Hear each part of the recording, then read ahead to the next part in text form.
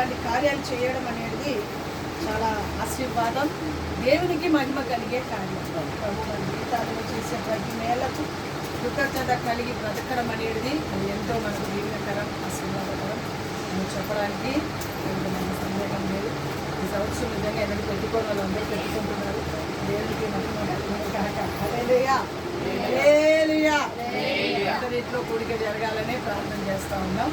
వాళ్ళు చెప్పకపోయినా మేమే చెప్పి పరిశుద్ధుల పాదాలు పడడం, నీతిమంతుల పాదాలు పడడం, ముఖ్యంగా సేవకుల పాదాలు పడడం చాలా ఆశీర్వాదకరం, మన కుటుంబానికి దీవెనకరం అని చెప్పడానికి మన సందేహం లేదు. మంచిది. చాలా సమయం చాలా బ్రతకలేదు కనుక కొన్ని మాటలు దేవుని లేఖనం చూసుకొని ముందు కొనసాగుతున్నాం. చూడండి, యెషయా ప్రవచన గ్రంథం 58వ అధ్యాయం. యెషయా ప్రవచన గ్రంథం 58వ అధ్యాయం 11వ వచనాన్ని చదువుకొని ముందుకు కొనసాగింపబడదాం.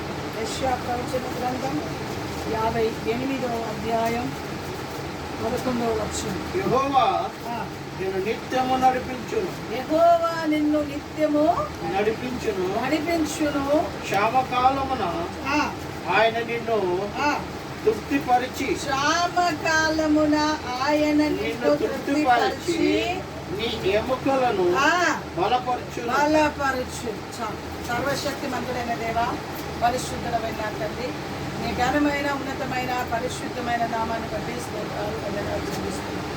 మధ్యాహ్న కాల సమయం అంటూ ఈ గుడికిలో నీ సన్నిధి మాకు తోడుగా వచ్చిన దేవస్తోత్రాలు. పాటల ద్వారా, ప్రార్థన ద్వారా, సాక్ష్యం ద్వారా నీ నామానికి నడిపించుకున్నాను. ఈ సమయంలో నీ లేఖన భాగాన్ని ధ్యానించుకుంటుండగా మీరు మాతో మాట్లాడండి. వాక్యం మీది మేము మీ వారం మీరు మాట్లాడితేనే మా బ్రతుకులో కార్యాలు జరుగుతాయి. మీరు మాట్లాడితే మా బ్రతుకులో మార్పు కలుగుతున్నాయి. మీరు మాట్లాడితే అద్భుతాలు జరుగుతాయి. మీరు మాత్రమే మాతో మాట్లాడాలి. మాకు వెళ్ళరేవుచుండగా రాత్రి హృదయం తెరవబడతాం. ప్రతి మాట మంచి నేల మీద పడిన విత్తనంగా మార్చుకున్నాం. క్రియారూపంలో కార్యసిద్ధి జరుగునట్లుగా కృప దయచేసి నడిపించుకున్నాం. ప్రాణాత్మ శరీరం నీ చేతిలోకి సమర్పించాం. యేసు నామాన్ని బట్టి వేడుకుంటాను తండ్రి. ఆమేన్. యెషయా ప్రవచన గ్రంథం 58వ అధ్యాయం 11వ వచనంలో యెహోవా నిన్ను నిత్యము నడిపించెను. ఇప్పటి వరకు ఏం చేస్తూ వచ్చాడు దేవుడు? చెప్పాలి. ఇప్పటి వరకు దేవుడు ఏం చేస్తూ వచ్చాడు? కుటుంబాన్ని నడిపిస్తూ వచ్చాడు, మనల్ని నడిపిస్తూ వచ్చాం, మన బిడ్డలని నడిపిస్తూ వచ్చాం.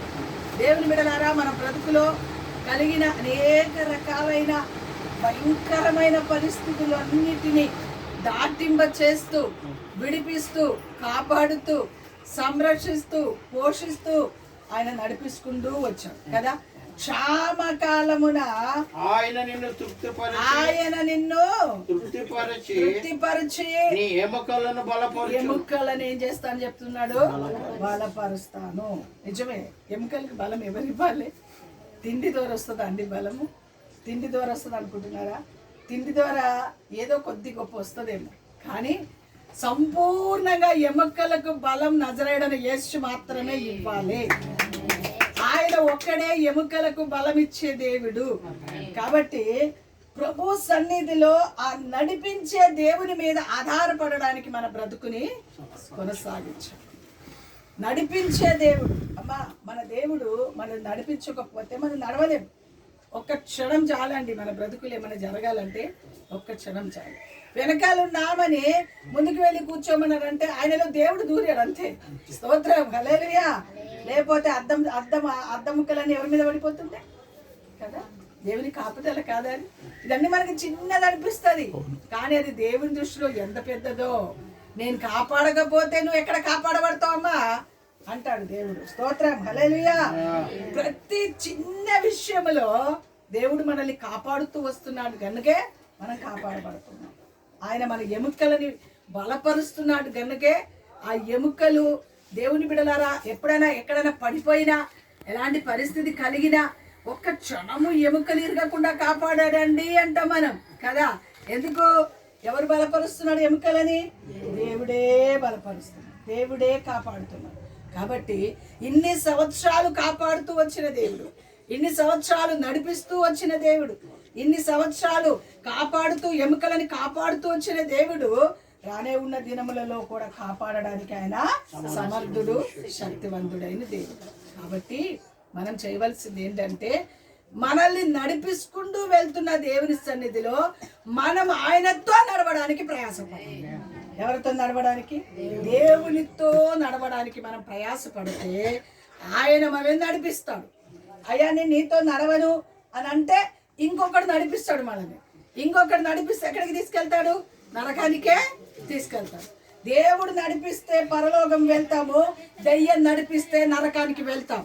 ఎప్పుడు ఎక్కడ ఎవరైనా యవన బిడ్డలైనా తెలుసుకోవాల్సింది ఒకటి, దేవుని నడిపింపులోకి మీరు రావాలి. దేవుని నడిపింపులోకి మీరు వస్తేనే మీ బ్రతుకులో గొప్ప ఆశీర్వాదాలు చూడగలరు. క్షణం మాత్రం పనికిరాని వాటికి లోబడడానికి వీలు లేదు. ఎంతో గొప్ప భవిష్యత్తు దేవుడు మీకు ఇవ్వాలని దేవుని ఉద్దేశం. అర్థమవుతుందా? ప్రతి ఒక్క బిడ్డల బ్రతుకులలో ఒక ఉన్నతమైన ప్రణాళిక ఆయన కలిగి ఉన్నాడు. ఆ ప్రణాళిక మన బ్రతుకులో నెరవేర్చబడాలంటే ఆయన నడిపించే నడిపింపులోకి మనం మార్చబడాలి. ఆయన చేతిలోకి మన బ్రతుకుని అప్పచెప్పాలి. అయ్యా నీ చేతిలోకి మా బ్రతుకుని అప్పచెప్పుకుంటున్నానయ్యా, మీ ఆలోచన చొప్పున నన్ను నడిపించు ప్రభు అని ప్రతిరోజు మీ ముగ్గురు యవనస్తులు ఏం చేయాలి? ప్రార్థన చెయ్యాలి, బైబిల్ చదవాలి, దేవుని చేతిలోకి మీ బ్రతుకుని అప్పచెప్పితే మీరు ఊహించిన రీతిలో కాదు, నా దేవుని యొక్క ప్రణాళిక మీ బ్రతుకులో నెరవేర్చబడాలి. మీ ఊహలు వేరుగుంటాయి, కానీ నా దేవుని ఊహ వేరుగుంటది. మీరు ఆలోచించేది వేరుగుంటది. మీ తల్లిదండ్రుల ఆలోచన కూడా కాదు మీ ఎడల నెరవేర్చబడేది, దేవుని ఆలోచన నెరవేర్చబడదు. అర్థమవుతుందండి? దేవుని ఆలోచన ఎంత, ఎప్పుడు దేవుని ఆలోచనలోకి మనం అప్పచెప్పుతూ ఉంటామో ఆయన ఊహించలేని గొప్ప ప్రణాళిక మన ఎడల కలిగి ఉన్నది కనుక ఆ ప్రణాళిక చొప్పున అత్యున్నతమైన స్థానములు. చూడండి, యవన పిల్లలు తప్పిపోవడానికి ఒకవేళ ఈ వయసులో కనుక తప్పిపోతే మీ బ్రతుకు భ్రష్టత్వమే తప్ప ఆశీర్వాదము ఉండదు. అందుకే ఈ సమయమే దేవుని చేతిలో పెట్టాలి మీ బ్రతుకుని. ఈ వయస్సు దేవుని చేతిలోకి అప్పచెప్తే ఖచ్చితంగా దేవుడు తన ప్రణాళిక చొప్పున మిమ్మల్ని నడిపించడానికి సమర్థుడు, శక్తివంతుడైన దేవుడు. ఒక ఉన్నతమైన చదువు, ఒక ఉన్నతమైన ఆశీర్వాదం. తల్లిదండ్రులు ఇంత కష్టపడి వారు డబ్బులు పెట్టి, నిజంగా బిడ్డ చెప్పింది, చాలా మంది రూపాయలు డబ్బు ఖర్చు పెట్టకుండా హాస్టల్లో వేసి చదివించే వాళ్ళు ఉన్నారు. కానీ ప్రైవేట్లో అన్ని లక్షలు పెట్టి చదివిపిస్తున్నారంటే వాళ్ళు ఎంత గొప్పలో ఒకసారి ఆలోచన చేయండి. మీ దృష్టిలో మీ తల్లిదండ్రులు ఎంత గొప్పలో మీరు ఆలోచించుకోవాలి. వాళ్ళు మిమ్మల్ని హాస్టల్లో పడేసి ఆ డబ్బులు దాచిపెట్టుకోవచ్చు కదా.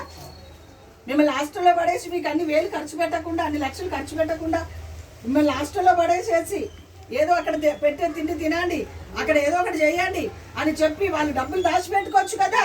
మీ కొరకు ఎంత డబ్బులు వారు ఆ యొక్క కష్టపడిన డబ్బులు ఖర్చు పెడుతున్నారో మీరు ఆలోచన చేసుకొని ఇప్పటికైనా చదువు మీద పట్టుదల కలిగి తల్లిదండ్రులు కోరుకున్నట్టుగా, ముఖ్యంగా భూమి మీద మిమ్మల్ని పుట్టించిన తల్లిదండ్రులు కోరుకున్నట్టుగా, అంతేకాదు పరలోకములో దేవుడు మిమ్మల్ని భూమి మీద పుట్టించిన దేవునికి ఇష్టమైన బిడ్డలుగా మీరు బ్రతికితే చాలా ఉన్నతమైన ప్రణాళిక మీ బ్రతుకులో నా దేవుడు నెరవేర్చునుగా. అట్టి అనుభవంలోకి మీరు మార్చబడాలని దేవుని కోరిక, దేవుని ఆశ. ప్రతి పిల్లల ఎడల తప్పక తల్లిదండ్రులకు ఎంత గొప్ప కోరిక ఉంటుందో అంతకంటే మించి కోరిక ఉంటుంది మన దేవునికి. చప్పట్లు కొట్టి కనపడాలి ఆ పిల్లలు. అందుకే నేను ఎప్పుడు ఒక మాట నా మైండ్లోకి వస్తూ ఉంటుంది. కొన్ని అసలు రోజులు ఇక్కడ ఏమన్నా బాగున్నాయండి. ఇప్పుడే నేను వచ్చేటప్పుడే తయారైన తర్వాత మా పెద్ద పాప చూపిస్తూ ఉంది. చాలా బాధ అనిపించింది.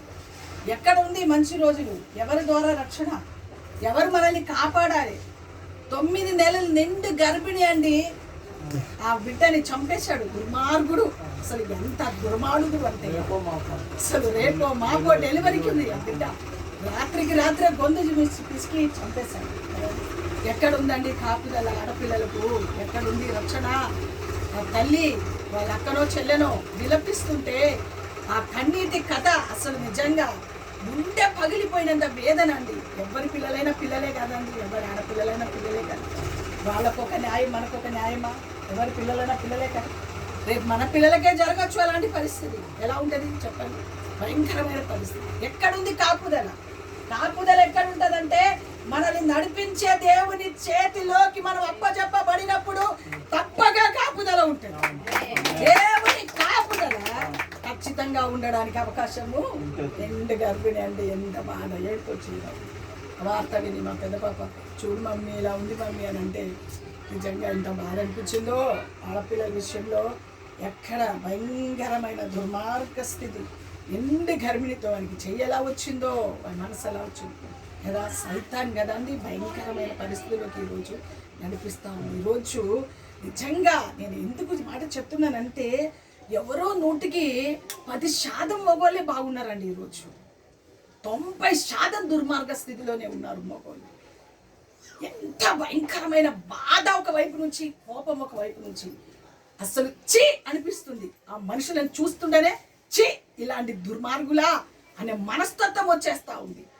ఏం మాట్లాడాలో అర్థం కాని పరిస్థితి, ఏం చెయ్యాలో అర్థం కాని పరిస్థితి.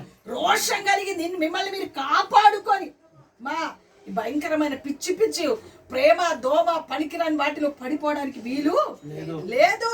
4 రోజులు అసలు ఆ బిడ్డ అనుకున్నది 9 నెలలు మోసిందండి. ఆ గర్భిణి రేపో మాపో డెలివరీ. ఆ కడుపు పట్టుకొని ఇలా ఎంత బాగుందో ఆ పిల్ల కదా. ఆమెను చంపడం కాదు, ఒక పసిబిడ్డని కూడా నరహత్య చేసినట్టే కదా. పాపం ఉట్టిగానే పోలీసు ఈరోజు పాపం కొరకు అనుకుంటే భయం లేకుండా పాపం చేస్తున్నారు. అసలు భయమే లేదు. వాళ్ళని చంపితే ఏమవుతుంది, వీళ్ళని చంపితే ఏమవుతుంది, కోడినో కుక్కనో చంపేసినట్టే. అసలు వాటినైనా చంపడానికి కొంచెం భయపడుతున్నారు పబ్లిక్, కానీ మనుషులను చంపడానికి కొంచెం కూడా భయం లేకుండా ప్రయత్నం చేస్తూ ఉన్నారండి. భయంకరమైన పరిస్థితి కదా. ఎక్కడ మనకు కాపుదల? ఒకసారి ఆలోచన చేయండి. భయంకరమైన దుర్దినాలలో మనం ఉన్నాం. ఎక్కడ మనకు కాపుదల? దేవుని సన్నిధిలోనే మనకు కాపుదల, దేవుని కృపలోనే మనకు కాపుదల. ప్రభు కృప, మా ప్రేమ అస్సలు ప్రాణం పెడుతుందండి. ప్రాణం తీయమని చెప్పలేదు. దేవుడు మన కొరకు ప్రాణం పెట్టాడు. ఆయన మన కొరకు, అది నిజమైన ప్రేమ కదా. మన ప్రాణం తీసే వారిని ప్రేమించాలా, ప్రాణం పెట్టిన దేవుడిని ప్రేమించాలి? ఎవరిని ప్రేమించాలి మనం? ఒకసారి ఆలోచించాలి. లోకములు ఇదంతా చూస్తుంటే మరి ఎక్కువగా రోషంతో మనం ప్రభు కొరకు తలకాయ పైకెత్తి వినండి. లోకములు ఇవన్నీ చూస్తుంటే రోషం కలిగి ప్రభు కొరకు వ్యర్థమైన పనికిరాని వాటిలో పడిపోవద్దమ్మా తల్లులు. అస్సలు పడిపోదు. ఎవరిని నమ్మడానికి వీలు లేదు.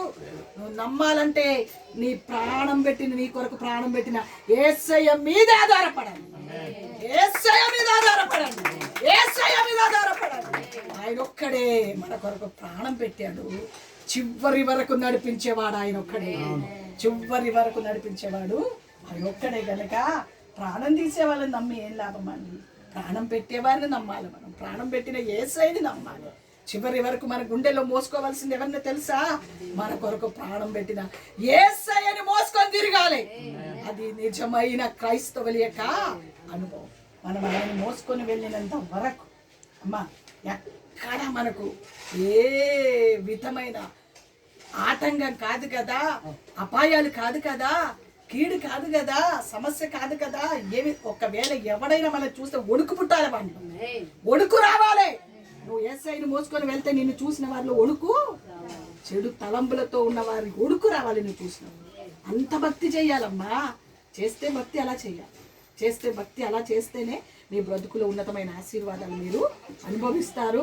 నీ తల్లిదండ్రుల తల ఎత్తువారిగా మీరు ఉండాలి. నిన్ను పుట్టించిన దేవుని తల ఎత్తాలి. నిన్ను కన్న తల్లిదండ్రుల తలని ఎత్తువాలి. ఎవరు చేస్తారు ఈరోజు? తల్లిదండ్రులు, తండ్రి. నీకు నువ్వు లేకపోతే వాకిలు ఉడుస్తారా? అసలు వండి పెడతారా? నీళ్ళు పెడతారా? ఎవరు పెడతారు?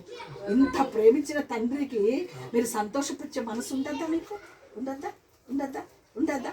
ఇప్పటి నుంచి అలాంటి కార్యమే జరుగును కాక, అలాంటి మనస్సే మీరులో ఉండును కాక, అలాంటి మంచి మనస్సులో మీ బ్రతుకులో కలుగును గాక.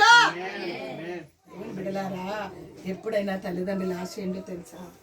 ఇంకా ఎంతమందిని కన్నాను కదా, వాళ్ళు మేము బాగలేకపోతే మాకేమైనా చేసి పెడతారని ఆశపడతారండి. కానీ మీరు ఆ పని చేయలేదనుకో తల్లిదండ్రులు బాధపడతారు, పైన దేవుడు కూడా బాధపడతారు. దేవుని సన్నిధిలో మన బ్రతుకుని సమర్పణ చేసుకుంటూ మనల్ని నడిపించే దేవుని చేతిలోకి మనల్ని ఏం చేసుకోవాలి, మనము అప్పచెప్పుకోవాలి. ఆయన ఎలా నడిపిస్తాడో చూద్దామా? 2-3 మాటలు చూసి ముగిచ్చేస్తాం. ఆయన ఎలా మనల్ని నడిపిస్తాడు? యెహోవా నిన్ను నిత్యం నడిపించు. ఎలా నడిపిస్తో చూడండి. కీర్తన 48వ కీర్తన 14వ వచనం.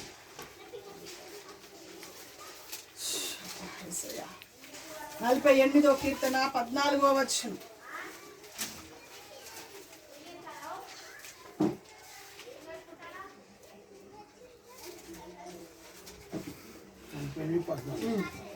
ఈ దేవుడు సదాకాలము మనకు దేవుడై ఉన్నాడు. ఈ దేవుడు సదాకాలం మనకు దేవుడై ఉన్నాడు. మరణము వరకు ఆయన మనల్ని నడిపించాడు. నడిపించే దేవుడు ఎప్పటి వరకు నడిపిస్తాడంట? మరణమైనంత వరకు. మేము చనిపోయే వరకు, మా తర్వాత మీరు చనిపోయే వరకు, మీ పిల్లలు చనిపోయే వరకు దేవుని మీద దేవుడు నడిపించే నాయకత్వంలో మనం నడిపింపబడితే మరణం వరకు ఆయన మనల్ని నడిపించే దేవుడై ఉన్నాడు. ఆయన సదాకాలం మనకు దేవుడై ఉన్నాడు. ఒక్కరోజు ఉండి 2 రోజులు ఉండనని చెప్పేవాడు కాదు.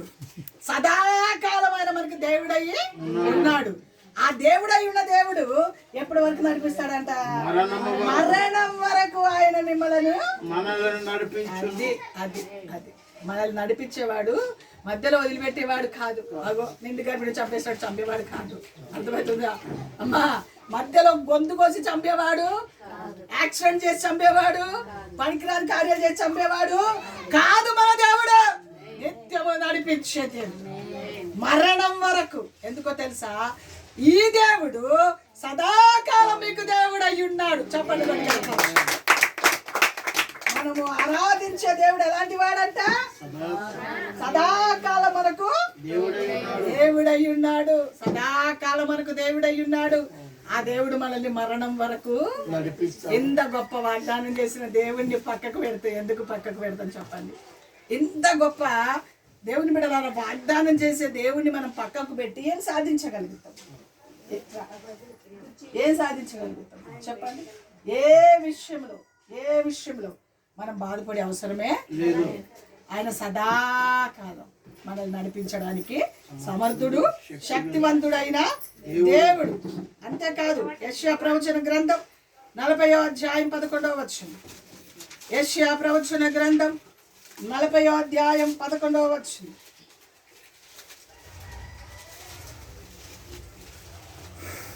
గొర్రెల కాపరి వలె ఆయన తన మందను మేపును. గొర్రెల కాపరి ఎలా నడిపిస్తారండి? గొర్రెల కాపరి తన మందని ఎలా నడిపిస్తారండి? ఎక్కడైనా పొదలో చిక్కుకున్నా, కుండిది గూనిది ఏమన్నా ఉన్నా దాన్ని మెల్లగా ఏం చేస్తూ ఉంటారంట?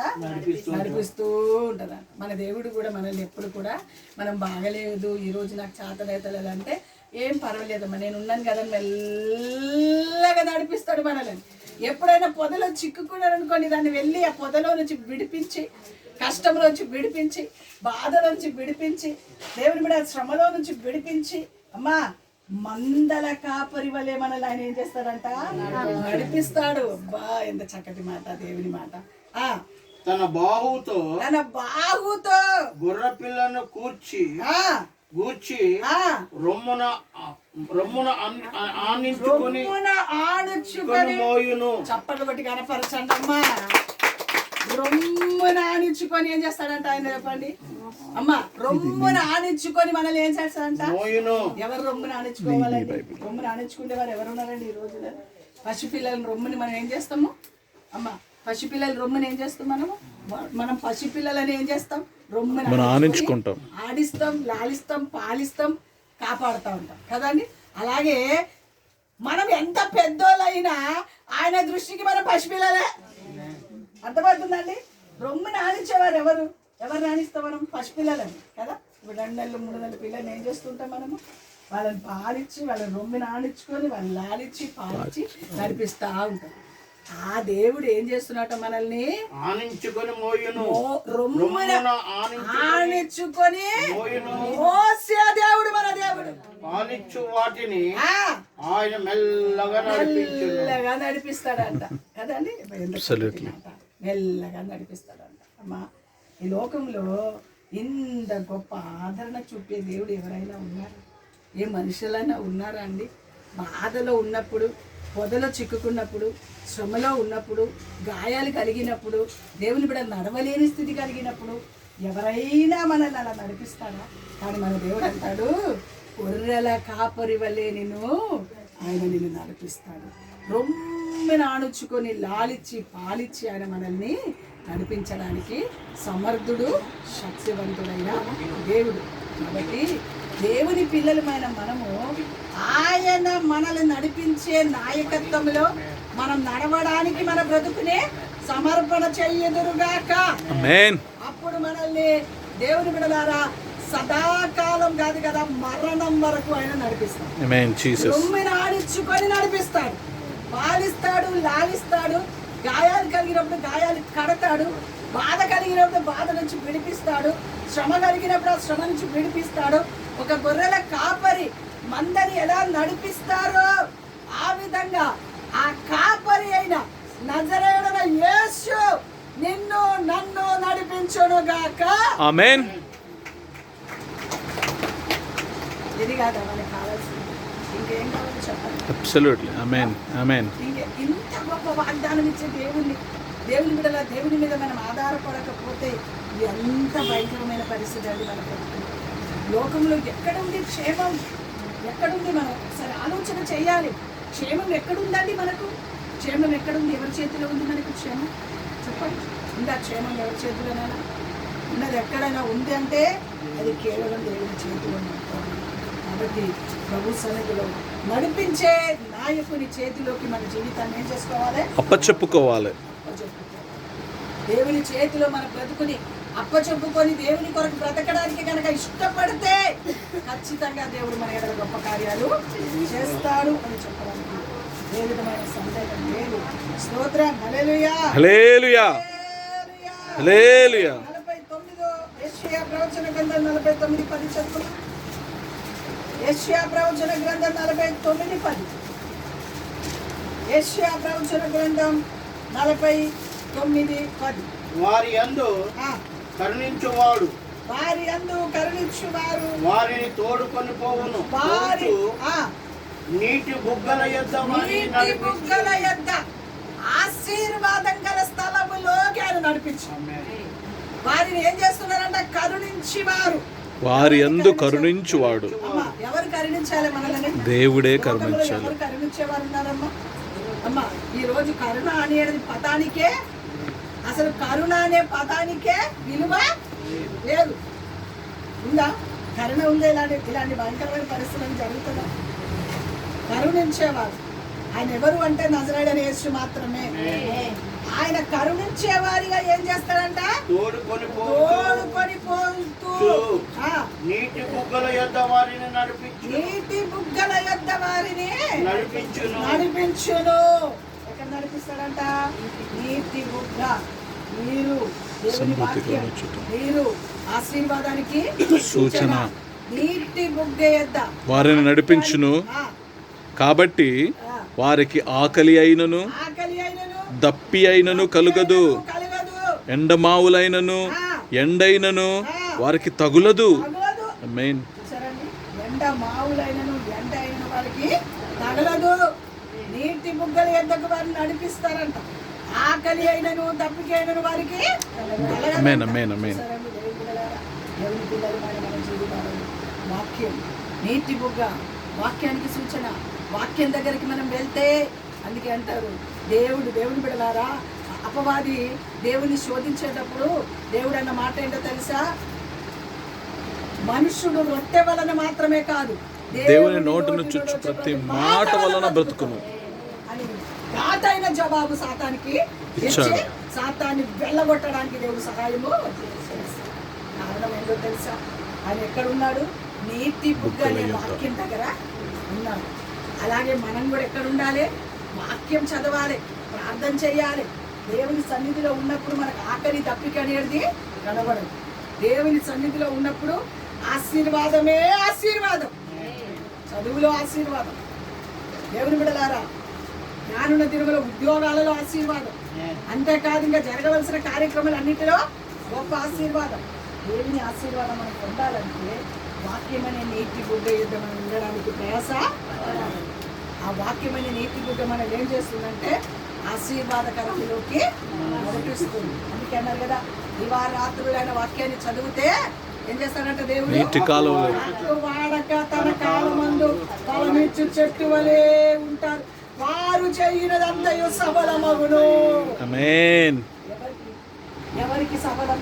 దేవుని వాక్యాన్ని చదివిన దివారాత్రులు దేవుని వాక్యం చదువు, దేవుని సన్నిధిలో ఉండు, దేవుని నడిపింపులో ఉండు, కరుణించే దేవుని మీద ఆధారపడుతూ, నడిపించే దేవుని మీద ఆధారపడుతూ, మెల్లగా భుజం మీద దేవుని మీద రొమ్మున ఆనించుకొని నడిపించే దేవుని మీద ఆధారపడుతూ ముందుకు వెళ్తే మనం చేసేదంతా కూడా సఫలం చేస్తాం. చదువులలో సఫలం, ఉద్యోగంలో సఫలం, ఇంకా రానున్న దినంలో జరగబో కార్యక్రమాలు అన్నిటిలో సఫలమే ఉంటుంది. కానీ ఓటమంటూ ఓడిపోయేవారిగా ఉండాలా, జయించేవారిగా ఉండాలి? ఉండాలంటే ఏం చేయాలి? చెప్పబడిన ఈ వాక్యానికి మిమ్మల్ని మీరు అప్పజెప్పుకోవాలి. అప్పుడు దేవుడు గొప్ప కార్యాలు చేస్తాడు. నడిపించే దేవుని బిడ్డ రొమ్మున ఆడించుకొని లాలిస్తాడు, పాలిస్తాడు. మంద కాపరి ఆ మందని ఎలా నడిపిస్తాడో అలాగే మనం నడిపించడానికి ఆయన సమర్థుడు, శక్తివంతుడైన దేవుడు. కాబట్టి దేవుని సన్నిధిలో జీవితాన్ని సమర్పణ చేస్తూ దేవుని కొరకు సాగిపోవడానికి ప్రయాసపడాలని ప్రభు ప్రయత్నాలు చేస్తూ ఉన్నాం. చూడండి దేవుని బిడ్డలారా, యోహాను సువార్త 16వ అధ్యాయం, యోహాను సువార్త 16వ అధ్యాయం 13వ వచనాన్ని చదువు. యోహాను సువార్త 16వ అధ్యాయం 13వ వచనం. యోహాను సువార్త 16వ అధ్యాయం 13వ వచనం. అయితే ఆయన అనగా సత్యస్వరూపి అయిన ఆత్మ వచ్చినప్పుడు మిమ్మును, అనగా సత్యస్వరూపి అయిన ఆత్మ వచ్చినప్పుడు మిమ్మును సర్వసత్యములోనికి నడిపించును. ఆయన తనంతట తాను ఏమీ బోధింపక వేటిని వినునో వాటిని బోధించి సంభవింపబోవు సంగతులను మీకు తెలియజేయును. దేవుని ఆత్మ పొందుకోవాలని ఎందుకు చెప్తున్నారు తెలుసా? సర్వసత్యములోకి నడిపించబడతాము. నడిపింపబడడానికి బాప్తిజం పొందాలి. ఆమేన్. యవ్వన కాలంలో టీనేజ్ లోకి వచ్చిన వారు 13వ సంవత్సరం వచ్చిందంటే టీనేజ్, 13 సంవత్సరాలు దాటిందంటే యవ్వన కాలంలోకి వచ్చిన ప్రతి ఒక్కరు రక్షణ పొందడానికి సిద్ధంగా ఉండాల్సిందే. రక్షణ పొందిన వారు పరిశుద్ధాత్మ కొరకు కనిపెట్టాలి. పరిశుద్ధాత్మ కొరకు కనిపెడితే దేవుని ఆత్మ మన మీదకి వచ్చినప్పుడు ఏది మంచిదో, ఏది చెడో, ఏది పాపమో, ఏది అపవిత్రదో బయలుపరుస్తాడు దేవుడు. అబ్సల్యూట్లీ. అందుకే కదా పరిశుద్ధాత్మ పొందమని చెప్పాడు, అందుకే కదా రక్షణ పొందమని చెప్పాడు. రక్షణ పొందినప్పుడు ఆ రక్షణ ఆనందం మనలో ఉన్నప్పుడు, ఆ పరిశుద్ధాత్మ జ్ఞానంతో మనం నింపబడినప్పుడు లోకంలో ఎలా బ్రతకాలి, ఎవరితో స్నేహం చేయాలి, ఎవరితో స్నేహం చేయకూడదు, ఎవరితో ఉండాలో ఎవరితో ఉండకూడదో, ఏది మంచిదో, ఏది చెడో, ఏది పాపమో, ఏది పరిశుద్ధతో బయలుపరుస్తాడు దేవుడు. అందుకే పరిశుద్ధాత్మ ఆయన మీదకి వచ్చినప్పుడు ఆయనంతటే ఆయన ఏది మాట్లాడకుండా ప్రభు ఏది బయలుపరుస్తాడో వాటినే లోకానికి తెలియజేయడానికి తన జీవితాన్ని సమర్పించాడు. దేవాది దేవుడే, సృష్టికర్త అయిన దేవుడే బాప్తిజం పొందుతుంది. మాదిరిగా మనకు మాదిరి ఉంచి వెళ్ళాడు ఆయన. నేను బాప్తిజం తీసుకున్నాను, మీరు కూడా రక్షణ పొందాలి. నీటి ద్వారా బాప్తిజం పొంది, ఆత్మ ద్వారా బాప్తిజం పొంది దేవుని కొరకు బ్రతికితే మనం సర్వసత్యములో నడిపింపబడడానికి దేవుడు మనకు సహాయం చెయ్యునుగాక. అందుకే యవ్వన పిల్లలందరూ కూడా భయంకరమైన పరిస్థితులకు వెళ్లకుండా ఆ రక్షింపబడినప్పుడు ఏమవుతుందంటే చిన్న చిన్న పొరపాట్లు పడక మునిపే దేవుడు తగిన జ్ఞానం ఇచ్చి కాపాడతాడన్నమాట. అదే రక్షణ తీసుకోలేదనుకో పడిపోవడానికి అవకాశం ఉంది. ఎక్కడ కొట్టుకోబోతారో తెలియదు, ఎక్కడ పదనమైపోతారో తెలియదు. అందుకే యవ్వన పిల్లలందరూ కూడా ఈ సంవత్సరంలో ఏమవ్వాలి? రక్షింపబడాలి. ఏమవ్వాలి? రక్షణ పొందాలి. ఈ సంవత్సరం ఇప్పటి నుంచే ప్రార్థన చేసి బాప్తిసం పొందడానికి, రక్షణ పొందడానికి. ఇది అడ్డొచ్చింది, ఇది అడ్డొచ్చింది. కొంతమంది పిల్లలు ఏం ఎంజాయ్ ఉండదు మాకు రక్షణ తీసుకుంటే. ఎంజాయ్ చెప్పండి, ఎంజాయ్ ఉండదు కదా. వాళ్ళతో తిరగడానికి లేదు, సినిమా తీయడానికి వెళ్ళడానికి లేదు కదా. సినిమా థియేటరు, ఎంజాయ్లు ఇవన్నీ మిమ్మల్ని నడిపించారు. ఎవరు నడిపిస్తారు? దేవుని ఆత్మ సర్వ సత్యములోకి నడిపించబడుతుంది. సర్వ సత్యములోకి నడిపిస్తుంది కనుక, మంచేదో చెడోదో తెలియజేస్తుంది కనుక ఖచ్చితంగా రక్షణ పొంది దేవుని ఆత్మతో నింపబడి దైవ కార్యంలో ముందుకు వెళ్తేనే లోకంలో ఈ భయంకరమైన దుర్దినములో కాపాడబడడానికి దేవుడు సహాయము చేస్తాడు. లేదంటే ఎక్కడ కొట్టుకోబోతామో మనకు తెలియదే తెలియదు. రక్షణ మనకు కాకుండా. అందుకే దావీదు అంటాడు, కొన్ని సందర్భాలు తప్పు చేసిన సమయంలో అంటాడు, అయ్యా నీ రక్షణ ఆనందం నాకు మరలా పుట్టించయ్యా. అంటే రక్షణలో ఏముందని చెప్తున్నాడు ఆయన? ఆనందం ఉందని. ఆనందం కోల్పోయాడు, చాలా అమూల్యమైన ఆనందం కోల్పోయాడు. మరలా దేవుని దగ్గర మోకరించి ఏం చేస్తున్నాడు? అయ్యా నీ రక్షణ ఆనందం నాకు మరలా పుట్టించండి, నీ ఆత్మను ఆలోచించి తీసివేయద్దయ్యా అని దేవుని దగ్గర కూర్చొని మొరపెడతాడు దావీదు. ఆ రక్షణలోను ఆ ఆత్మలోను ఎంత సంతోషం ఉండదో ఆయన బాగా తెలుసుకున్న వ్యక్తి కనుక, అర్థం చేసుకున్న వ్యక్తి కనుక, ప్రభు కొరకు బ్రతకాలని ఇష్టపడిన వ్యక్తి కనుక రక్షణ ఆనందం తిరిగి దయచేయండి, రక్షణ ఆనందం తిరిగి దయచేయండి. నీ ఆత్మ నాలో నుంచి త్రోసివేయద్దయ్యా అని ప్రభు సన్నిధిలో ప్రార్థన చేస్తూ తిరిగి దేవుడి కొరకు తన బ్రతుకుని సమర్పణ చేసుకున్నట్టుగా చూస్తుంది. అందుకే రక్షణలో ఉన్న ఆనందం, పరిశుద్ధాత్మలో ఉన్న నడిపింపు, ఆ జీవితం ఎవరికి రాదండి. అందుకే యేసుక్రీస్తు ప్రభులైన వారే రక్షణ పొందుతూ యోర్దాను నదిలో నుంచి ఒడ్డులోకి వస్తుండగా పరిశుద్ధాత్మ పావురం వలె తన మీద కమ్మెను వాలిను అని దేవుని లేఖనము రాయబడింది. దేవుని బిడ్డల బాప్తిసం పొందిన వెంటనే పరిశుద్ధాత్మ శక్తితో నింపబడి దైవిక జ్ఞానంతో మీరు నడిపింపబడితే లోకములోను తల్లిదండ్రులకును సంఘానికి సేవకులకును మంచి పేరు సంపాదించే బిడ్డలుగా, మంచి పేరు సంపాదించే బిడ్డలుగా. అందుకే నేను ముందు చెప్దామనుకున్నాను, పిల్లలు పుట్టినప్పుడు సంతోషం కాదా, వారు పెరిగి పెద్దోళ్ళు అయినాక దేవునికి మహిమ తెచ్చే బిడ్డలుగా, తల్లిదండ్రులకు మంచి పేరు సంపాదించే పిల్లలుగా ఉంటేనే ఆ పిల్లలను బట్టి దేవునికి సంతోషం, తల్లిదండ్రులకు సంతోషం. పుట్టంగానే కాదు, ఇళ్ళలకంగానే పండగ అయిందా? కాదుగా. ఇళ్ళలకంగానే ఎక్కడ పండగ అవుతుంది? టైం ఉంటుంది. ఇంకా ఇల్లు అలికిందంటే ఇంకా నెల రోజుల ముందే అలుకుతూ కూర్చుంటారు, సున్నాలు వేస్తూ కూర్చుంటారు, పెయింటింగ్ వేస్తూ కూర్చుంటారు కదా. అవన్నీ అయ్యిందంటే ఇంకా నెల రోజులు టైం ఉందని అనుకోవాలి మనం కదా.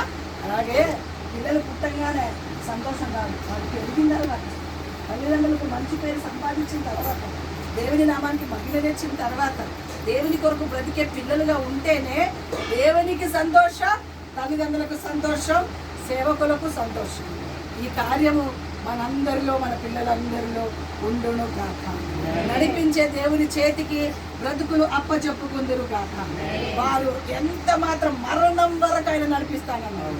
రొమ్ములు ఆడించుకొని లాడించుకొని మందని నడిపించినట్టుగా నడిపిస్తానని చెప్పాడు. కాబట్టి దేవుని బిడ్డలారా, పరిశుద్ధాత్మ శక్తితో మనం నింపబడినప్పుడు తప్పక సర్వసత్యములో మనం నడిపింపబడడానికి ఏది మంచిదో ఏది చెడో తెలుసుకొని, ఎవరితో సహవాసం చేయాలో చేయకూడదో తెలుసుకొని దేవుని కొరకు సాగిపోవడానికి బ్రతుకులు సమర్పణ చేస్తూ, నడిపించే దేవుని నాయకత్వంలోకి జీవితాన్ని సమర్పణ చేస్తూ, కాపాడే దేవుని చేతిలోకి బ్రతుకుని సమర్పణ చేస్తూ సాగిపోవడానికి మనమందరం ప్రయాసపడదురు కాక. అట్టి ఆశీర్వాదం ఈ కుటుంబానికి మనందరికీ దేవుడు అనుగ్రహించును కాక. దేవుడింటి మాట దీవించును కాక. అందరూ మౌలించుకుంటారు.